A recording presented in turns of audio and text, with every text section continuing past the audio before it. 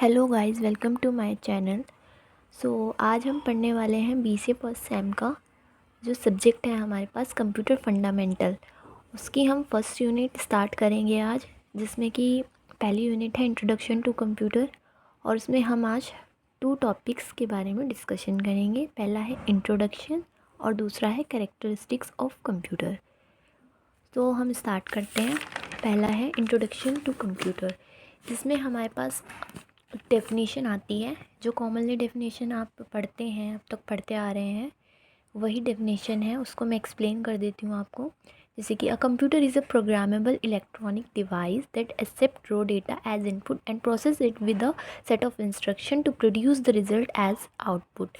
हम इसको इतना भी लिख सकते हैं, बाकी मैंने डिटेल्स में इसलिए लिखा है ताकि आपसे अगर क्वेश्चन किया गया है डिटेल में तो आप इसको डिटेल में भी बता सकते हैं।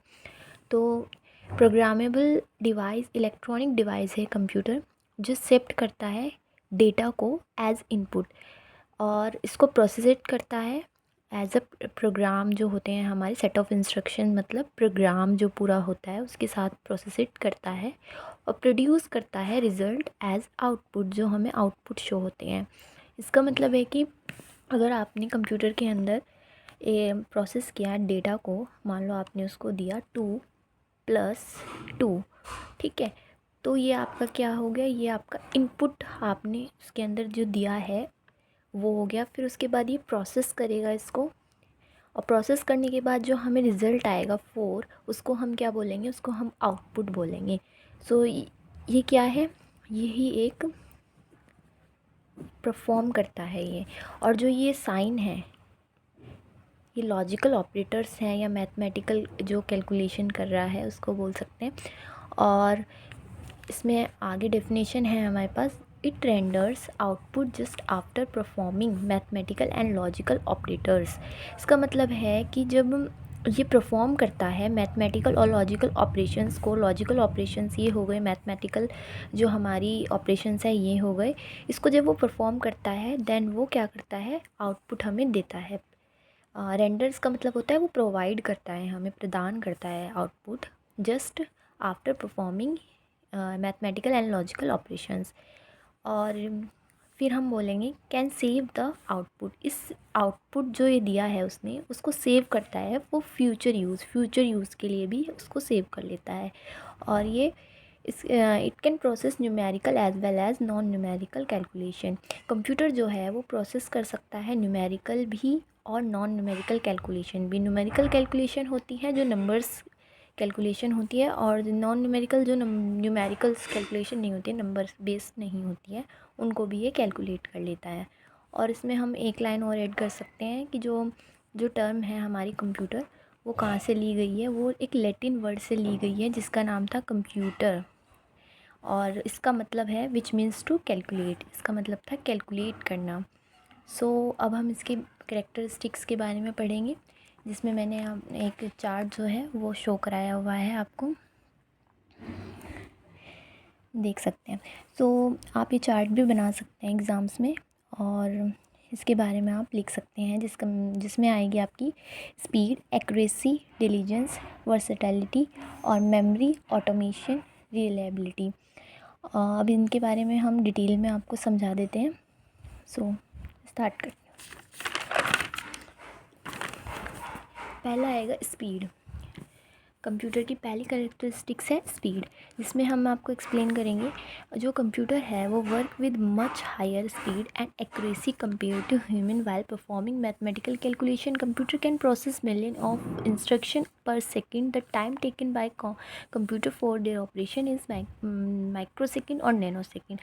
मतलब जो कंप्यूटर है वो बहुत ज़्यादा हाई स्पीड से वर्क करता है और एक्यूरेसी के साथ वर्क करता है कंपेयर टू ह्यूमन मतलब कि जो ह्यूमंस होते हैं उनके मुकाबले, उनके कंपेयरली जो कंप्यूटर है वो बहुत ज़्यादा हाई स्पीड से वर्क करता है। और मैथमेटिकल जो कैलकुलेशंस होती हैं वो हमारे अकॉर्डिंग बहुत ज़्यादा जल्दी हमें प्रोसेस करके दे देता है। मिलियंस ऑफ इंस्ट्रक्शन जो है वो पर सेकंड में परफॉर्म कर सकता है। और ये जो टाइम है, जो कंप्यूटर के थ्रू टाइम लिया जाता है ऑपरेशंस परफॉर्म करने के लिए, वो हम उसको कैलकुलेट करते हैं माइक्रो सेकेंड्स में और नैनो सेकेंड्स में, ठीक है।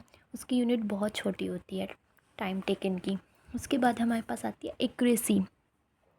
एक्यूरेसी जो है, computer perform a calculation with 100% accuracy. जो कंप्यूटर है वो परफॉर्म करता है, जितनी भी कैलकुलेशन है वो 100% एक्यूरेसी के साथ परफॉर्म करता है। उसमें कोई भी तुम्हें एरर्स या कुछ नहीं मिलेगा। एरर्स जो है अकर्स होते हैं, जो एरर्स आते हैं उसमें due to data inaccuracy, मतलब जब हम अगर उसको इनपुट ही गलत दे रहे हैं कंप्यूटर को, तो वो हमें आउटपुट कैसे सही दे सकता है। ठीक है, अगर हम इनपुट बिल्कुल करेक्ट दे रहे हैं तो वो हमें 100% एक्यूरेसी के साथ रिजल्ट्स देगा।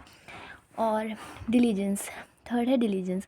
A computer can perform millions of task. जो कंप्यूटर है वो मिलियंस ऑफ टास्क जो है वो परफॉर्म करता है, और कैलकुलेशंस भी परफॉर्म करता है विद द सेम कंसिस्टेंसी और एंड एक्यूरेसी। जो वो परफॉर्म कर रहा है टास्क, वो सेम कंसिस्टेंसी के साथ कर रहा है और एक्यूरेसी के साथ कर रहा है। यही उसकी डिलीजेंस है कंप्यूटर की, कि वो इतनी कंसिस्टेंसी के साथ हमें जो है टास्क परफॉर्म करके दे रहा है, कैलकुलेशन परफॉर्म करके दे रहा है। और फिर है वर्सेटिलिटी। इसका मतलब है कि जो उसके कंप्यूटर की जो है कैपेबिलिटी जो होती है, कैपेबल होता है कंप्यूटर परफॉर्म करने के लिए कितनी, जो डिफरेंट काइंड्स ऑफ वर्क होते हैं विद सेम एक्यूरेसी और इफ़िशिएंसी। मतलब कि सब एक काइंड के वर्क तो हो नहीं सकते हैं ना, सब अलग अलग वर्क हो गए, जैसे कि एप्लीकेशन पे वर्क करना, साथ में कैलकुलेशन परफॉर्म करना, या फिर अपनी पिक्चर एडिट करना, म्यूज़िक चलाना, या फिर अदर्स जो काम होते हैं कंप्यूटर में, जितनी भी डिफरेंट काइंड ऑफ वर्क होते हैं, वो सेम एक्यूरेसी, मतलब वो 100% एक्यूरेसी के साथ भी करता है। और उसके अंदर इतनी कैपेबिलिटी है कि वो मल्टीटास्किंग वर्क करता है। मल्टीटास्किंग इसको मान सकते हो, मल्टीटास्किंग का एग्जांपल हो सकता है। तो यही कंप्यूटर की क्या है, वर्सेलिटी है। फिर उसके बाद आता है रिलायबिलिटी। इसका मतलब है कि जो कंप्यूटर है हमारा वो रिलायबल है as give it consist result for similar set of data. इसका एग्जांपल भी बताया हुआ है कि if we give same set of input, मान लो आपने सेम सेट ऑफ इनपुट उसको दिया एनी नंबर ऑफ टाइम्स, और we will get the same result. तो हमें क्या मिलेगा, सेम रिज़ल्ट ही मिलेगा उस सेट का, नंबर ऑफ सेट का।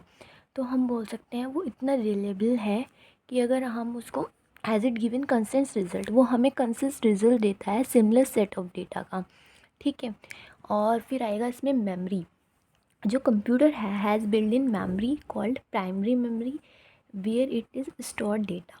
कंप्यूटर के अंदर जो है वो मेमोरी होती है, या फिर बिल्ड होती है ऐसी मेमोरी जो प्राइमरी मेमोरी भी कहलाती है और सेकेंडरी मेमोरी भी कहलाती है, जिसके अंदर हमारा जो डेटा है वो स्टोर होता है। और जो सेकेंडरी मेमोरी है वो रिमूवल करती है device such as CD, pen drives etcetera which are also use to store data. जो यूज़ किए जाते हैं किसके लिए, स्टोर करने के लिए डेटा उसको। तो जो सेकेंडरी स्टोरेज है वो रिमूवल डिवाइसेस है, जैसे कि CD और पेन ड्राइव्स हो गए हमारी। ठीक है, ये हम मतलब रिमूवल का मतलब ये है कि उसको हम यूज़ भी कर सकते हैं और नहीं भी कर सकते हैं। जैसे कि CD होगी, पेन ड्राइव्स होगी, आप यूज़ भी कर सकते हैं एज अ स्टोरेज डिवाइस, और नहीं भी कर सकते हैं कंप्यूटर के अंदर, वरना वो प्राइमरी मेमोरी जो हमारी है वो स्टोर कर ही रही है डेटा। ठीक है, दैट्स इट। तो नेक्स्ट वीडियो में मैं आपको इस ब्लॉक डायग्राम बता दूंगी, इसका जो नेक्स्ट टॉपिक है block diagram of computer. So guys, अगर आपको समझ आया हो, सो गाइस चैनल को सब्सक्राइब करें, वीडियोस को शेयर करें। Thank you all of you, मिलते हैं नेक्स्ट वीडियो में।